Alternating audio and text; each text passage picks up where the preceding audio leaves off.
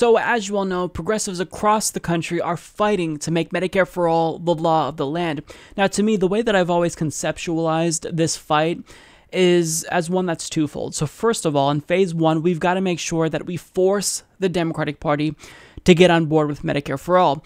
And then second of all, we've got to fight off right-wing attacks that will inevitably come after we get the Democratic Party to come on board with Medicare for All. Now, as Medicare for All and the idea of single payer gains momentum, and as public support increases for Medicare for All, it's already time for us to move into phase two, because up until this point, we've been focused on getting the Democratic Party on board, but now Republicans know that the writing for single payer is on the wall, and they see that, as it gains momentum, it threatens the status quo, and their health insurance donors don't want them to let this come to pass. So now we're going to have to move into phase two, because Republicans are already gearing up to attack single payer by launching a misinformation campaign against it. So according to Vox, top Republican strategists say they will accuse Democratic candidates in the 2018 midterms of wanting to eliminate the U.S. Department of Veterans Affairs,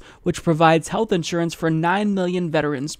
Their proof for this explosive charge: Democrats' increasing embrace of single-payer healthcare, which aims to create one government insurer for virtually all Americans. I can't wait to run ads against Democrats saying they want to abolish the VA, Medicare Part D, and want complete government control of healthcare, Matt Gorman, communications director at the National Republican Congressional Committee, told Fox News earlier this week.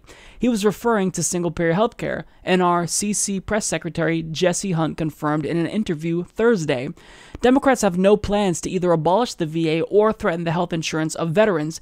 The single-payer bills Democrats have written in Congress contain special exemptions that would ensure the new national single-payer system doesn't affect the VA, even while extending insurance to the 28 million Americans who currently lack it.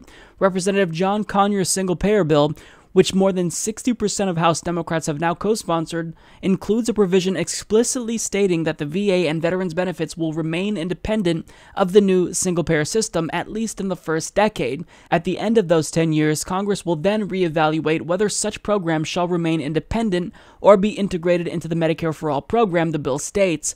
In the Senate, Sanders is expected to release a new version of his single-payer bill in early September, but the 2013 version of his single-payer proposal, the only existing single-payer bill in the Senate, says nothing in this act shall affect the eligibility of veterans for the medical benefits and services provided through the VA.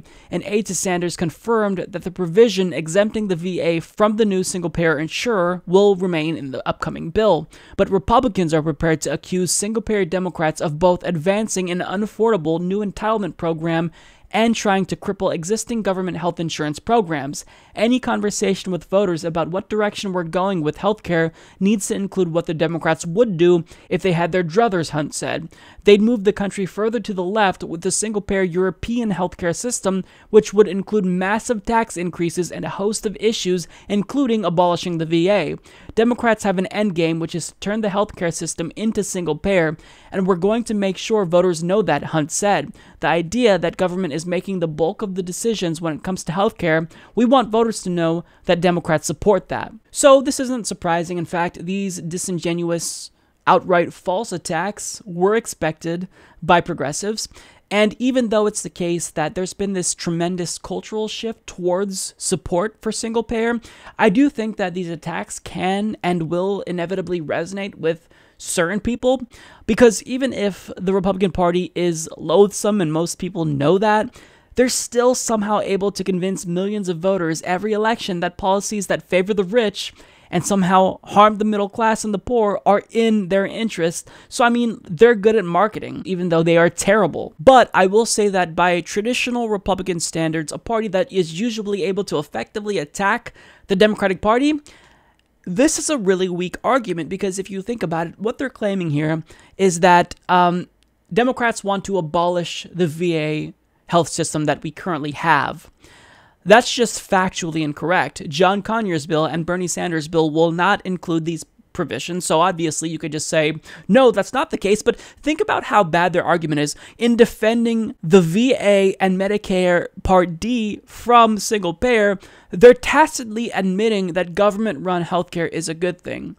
which is not a very persuasive argument to make if you're trying to scare voters into running away from the big bad, government boogeyman. And really, they've already lost the rebranding effort because the bill is called Medicare for All. So you can't convince reasonable, self-interested voters that they'll be losing Medicare under a bill called the Expanded and Improved Medicare for All Act. You just can't do it. And also, every time Republicans bring up the big government boogeyman, well, here's what progressives will do. Anytime a Republican tries to come up with this disingenuous talking point, well, it's easy. We'll just show the American people who's funding them, who's bankrolling their campaigns, and I think the American people will then be able to determine pretty easily that Republicans aren't looking out for their interests. They're looking out for the interests of their donors. And I just want to go back to the quote from the Republican who was pretty arrogant. He states, "I can't wait to run ads against Democrats saying they want to abolish the VA, Medicare Part D, and want complete government control of healthcare."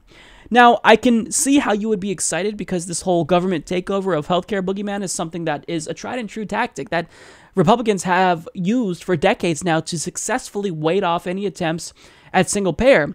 But I've got really bad news for this individual here. Progressives don't fuck around. You see, because Democrats, these mealy-mouthed, mamby-pamby Democrats, they like to try to play safe and take the high road, but progressives will fight dirty if you want to fight dirty because we don't fuck around. So if you want to smear single payer, if you want to try to lie about single payer, then bring it the fuck on because we don't play nice. We're not going to be nice to you and we will fight you tooth and nail because progressives know that in order to push for policies like Medicare for All, we've got to fight hard. We can't just, roll over and die the minute we face even the most minimal level of Republican scrutiny. No, progressives mean business. We don't fuck around and we will expose your corruption. So bring it on. If you really think that your argument will resonate with the American voter, I've got bad news for you. You've already lost. You've lost the rebranding effort that you tried to do, and you've lost the debate because even your own party, a plurality of Republicans, now support Medicare for All. So they're not on your side. They're on our side because times are changing. People know that Canadians and British people, they all have single-payer system and they love their single-payer system. In fact, if you tried to take away single-payer from Canadians, they would probably riot because they love it. Even conservatives love single-payer system in Australia and Canada because this is something that works. It works really well. So if you think that your lies will stop the effort that thousands of grassroots activists have been fighting for across the country, you're in for a very rude awakening. So if you want to attack single-payer Republicans, bring it the fuck on because progressives are not like the Democrats you're used to. We actually know how to fight, and you're not going to get this bullshit past us. And there are more of us than there is of you, and we will win this battle. We will get single payer. In fact, there's a lot of Republicans even that are conceding on this point that single payer is inevitable. So I'm glad that you are excited about this fight. We're excited too. Bring it on because you're not going to win this fight. Support this podcast by becoming a patron at patreon.com/Humanist Report.